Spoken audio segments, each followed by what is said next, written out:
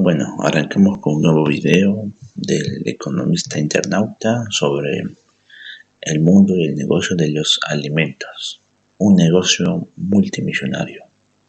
Bueno, para empezar, el tema de los alimentos es un bien de primera necesidad, así que decidí, profundizar e investigar en el aspecto. Por lo general, para empezar, toda persona consume una media por año de 500 a 700 kilos. Esto siempre depende del poder adquisitivo como el acceso a dichos alimentos. Mucho antes que apareciera el comercio, los humanos intercambiaban en ocasiones comida por pieles y herramientas. Esto se debe a la necesidad. Generalmente entre pequeñas tribus cambiaban o dejaban, generalmente un miembro lo dejaba a un lado y el otro de otra tribu, generalmente a cambio de esas herramientas o pieles, dejaba carne o algunas semillas, con el fin de generar lo que llamaríamos un trueque o intercambio. Luego esto con el tiempo se va a modernizar, según vimos en el video de comercio y metales, el ser humano usará otros métodos de intercambio. Con el boom de la agricultura, la humanidad pudo prosperar, ya que obtenía de forma casi ilimitada alimentos. Y bueno, esto fue un cambio de vida y normas. Pasamos de estar moviéndose de uno al otro lado, lo que llamamos sedentarios, a lo que llamamos los nómadas, a ser sedentarios. Cosa que nos asentamos en lugares donde el suelo y el lugar y el clima era apto para el cultivo. La cuestión es que para cultivar necesitas tierras aptas para la siembra, como también disponer de una fuente de agua. Y seguro, el siembro y cultivo en especial de ciertas verduras o frutas requiere mucha agua. Un ejemplo de comparación tenemos entre la papa y el tomate. Científicamente está dado de que el tomate consume más agua que la papa misma. Y bueno, recordemos que geográficamente hay pocos lugares. También esto propició, fue detonante de muchas ocasiones de guerras para obtener las mejores tierras aptas para el cultivo. En especial en épocas de sequía o cambios climáticos, el ser humano, siempre en la búsqueda de supervivencia, que tuvo que conquistar o invadir otras zonas para expandir, con el fin de obtener recursos para su gente. Era o eso o perecer bajo la inanición dada el caso. Pero también en gran medida los alimentos ocupaban una gran cuota de mercado. Lugares como Egipto o lo que es hoy la región del Mar Negro, específicamente Ucrania o Rusia, eran donde más se desarrollaba esta actividad, y seguramente el comercio en cierta manera en estas regiones fue muy fundamental, sumado de que estas zonas en el largo de la historia fue ambicionada por otras superpotencias en la región. Los egipcios, que siempre fue codiciada por los romanos y otros imperios como los persas, árabes, bizantinos o los británicos, ni hablar de su posición geoestratégica. Luego también los rusos, las hordas de bárbaros o de civilizaciones que pasaban ahí, reinos. Bueno, seguimos. Según algunos estudios, el acceso a fuentes de alimentos conlleva al aumento de la población, como también un mayor comercio y una demanda de otros bienes. Y seguramente, mientras más gente haya, más demandarían. Pero también reconozco esto también. No siempre tener mucha gente también es un mayor comercio. Si no está en el tema de poder adquisitivo, que cada persona tenga lo justo para comprar comida o comprar un bien, un lujo, no te sirve tener mucha población. Ejemplos como la antigua China, previo a la modernización o posguerra civil, la India, también en su momento, Bangladesh, países africanos que tienen cientos de millones también. Eso demuestra que tener mucha gente también no es significado de que una economía sea más grande. En cierta manera más grande, pero no tan como los de primer orden, que cuentan con menor población pero con mayor poder adquisitivo. Entendamos que tenemos diferentes tipos de alimentos, y en especial cuando apareció la revolución industrial, donde muchos alimentos pasaron por procesos productivos y tuvieron cambios físico-químicos que conllevó a una mayor duración y calidad, en especial los alimentos enlatados.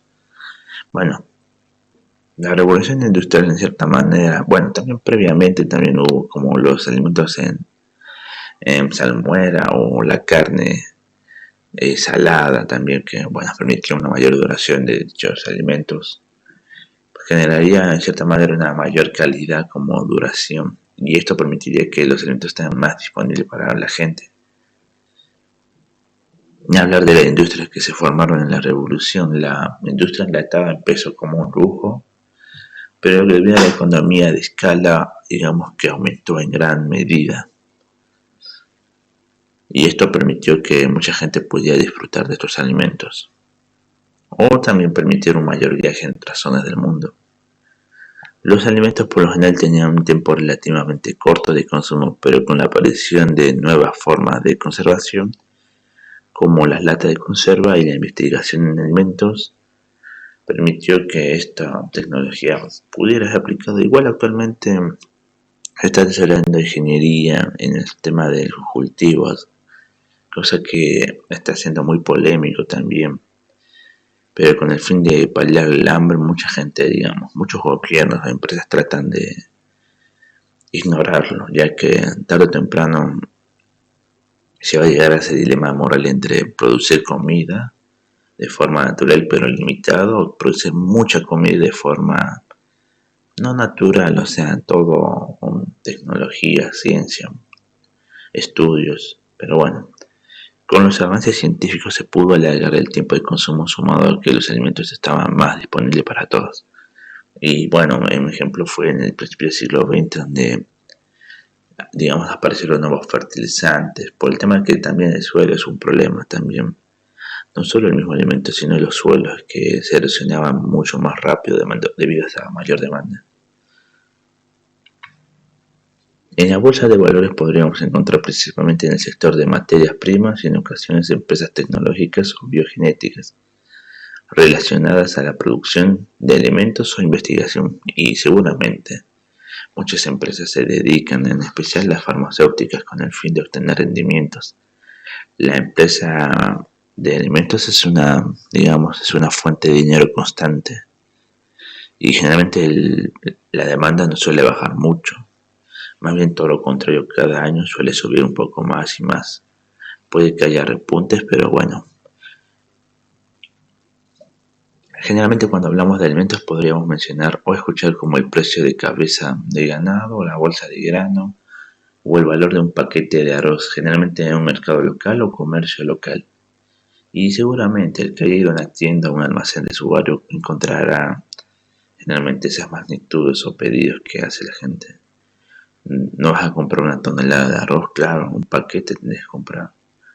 Aunque a diferencia del mercado local, en el mercado bursátil te dan un valor comprobante cuando haces una compra que te hace dueño temporal o permanente de una commodity o acciones. Bueno, esa es la diferencia entre un mercado bursátil y local. En uno puedes ya tener el alimento en mano, mientras que el otro puedes tener una acción o una empresa relacionada. Incluso comprar un barril de petróleo que generalmente dura entre 30 y 90 días, si mal recuerdo. Pero sí, muchos de estos también son algunos temporales, o sea, tienen una expiración hasta que venza. Generalmente es como abrir una operación. Si no lo hicieras, el mercado se va a encargar y perderás todo. En los tiempos donde la población aumenta o demanda más alimentos, o una crisis como conflicto, una sequía o algún fenómeno natural, los precios varían y suelen tender al alza. Seguramente el conflicto como en Rusia y Ucrania, debido a que son las mayores potencias en el sector alimenticio, ya que exportan principalmente a África o Asia, ha generado, digamos, fuertes cambios de gobierno también, incluso hay conflictos o guerras civiles, ni hablar del malestar social en Europa debido al alza de precios. Un ejemplo, un conflicto con un país, más bien un par de países productores, como mencioné previamente, de materias primas, donde por bloqueos por parte, como también la concentración de la economía en la maquinaria de guerra, los precios de alimentos tienden a subir, afectando al mercado mundial. Y seguramente, mientras menos alimentos y la demanda siga constante, generará un alza de la oferta o precio. Algo que me gustaría mencionar es la cadena de valores. Claro, un sector donde puedes ganar más dinero de forma directa sería la transformación de materia prima a un producto manufacturado. Un ejemplo tenemos este. No es lo mismo vender un kilo de tomate que vender ketchup en un frasco. El margen de ganancia es muy alta y esto se debe a los procesos productivos que tuvo que pasar el tomate para llegar a lo que conocemos como ketchup, y seguramente entra el azúcar, algunos químicos, la misma lata o el envase, el enlatado, también etiquetado. Pero bueno, no es necesario invertir en el mercado financiero o ir a mercados locales para invertir. También hay margen en la producción tanto industrial como de la tierra. Industrial, previamente lo mencioné con el tema del tomate y el ketchup, pero de la tierra, o sea, productos extraídos del suelo directamente sin ninguna alteración físico-química. Generalmente la compra de hectáreas para el cultivo, puedes vos vender directamente al mercado, o ofrecer tus productos a una empresa que a su vez lo va a manufacturarlo. Debido al aumento de la población, alimentar a esa gran cantidad de gente es una necesidad, y habrá naciones que paguen lo necesario para alimentar a su gente, para mantener la estabilidad y orden de la sociedad, cosa que suele pasar en países de primer mundo, que disponiendo de los medios y poderes adquisitivos pueden invertir eso. Pero el tema es que genera una desigualdad alimentaria. Los que no poseen dinero, o los países pobres o sociedades donde sea más inaccesible, lo va a tener más caro conseguirlo. Aquí hay un problema en la cuestión de que hay lugares del mundo donde no dispone de los medios de producción o no tiene el poder monetario, generando hambrunas o guerras. Ejemplo, tenemos los países de África o recientemente Haití. África, debido al conflicto de la guerra ucrania, se cortó el suministro en mayor medida de trigo, y Haití, digamos que un problema tanto político, social, que bueno, el cultivo de subsistencia ha caído directamente. Otros países disponen de dinero, pero no la autosuficiencia propia de alimentar a su gente, así que compran para reparar ese faltante. En caso de no hacerlo, tendría una serie de problemas como el encarecimiento de alimentos, hambruna, levantamientos como descontento de la población. Y bueno, un ejemplo es Venezuela, que siendo una de las economías más ricas de la región en su momento, compraba fuera gran parte de su alimento hasta la caída de la producción y sanciones también, como bloqueo y la falta de divisas generó una de sus peores hambrunas como también su migración más grande en la historia. A ver, históricamente Venezuela era un país petrolero que generaba mucho excedente en divisas, que aprovechando eso compraba de afuera. Con el cultivo hay agricultura de subsistencia, pero no la suficiente para alimentar a todos, así que en mayor medida compraban afuera. Debido al mayor aumento de la población y la demanda de tierras y nuevas formas de producción ha hecho que la tecnología biogenética interfiere para mejorar la producción y el rendimiento, como un aumento en la deforestación de bosques para el cultivo, cosa que es algo negativo, pero las necesidades de la gente, como también una fuerte demanda y oferta, va a seguir picando a futuro. El tema es que va a llegar a un punto donde, debido a los recursos limitados, los alimentos serán inaccesibles para muchos, cosa que se puede decir que va a haber una gran crisis alimentaria. Así que estamos buscando nuevas tecnologías, nuevas formas de generar más comida. Pero bueno, según muchos inversores y analistas, se prevé que si la humanidad sigue creciendo y tengamos un limitado número de recursos,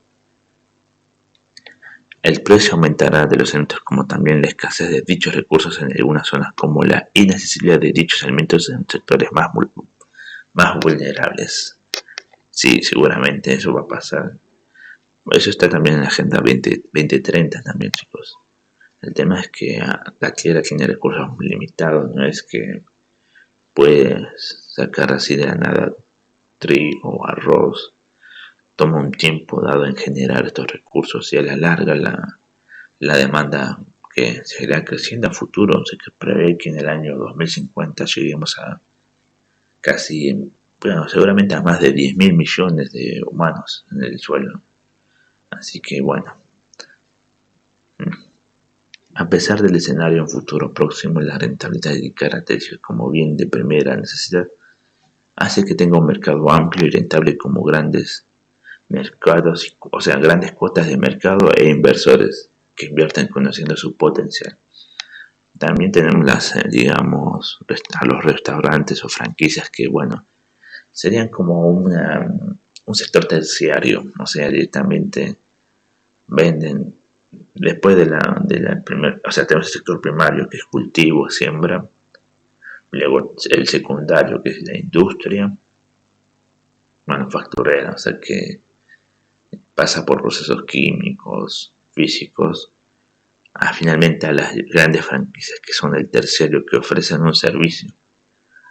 Dichas franquicias tenemos muchas conocidas que, bueno, podemos ver en la imagen como McDonald's, Burger King, Subway, KFC. Pero bueno, con esto tendríamos ya terminado el video de alimentos. Agradezco a todos por venir. Yo siento la demora, pero quise profundizar un poco y también ver las negativas y la positividad en este tema de sectores, que bueno, afecta a todo el mundo. Agradezco a todos, les deseo buena suerte y su suscripción a mi canal y nos vemos. Buena suerte.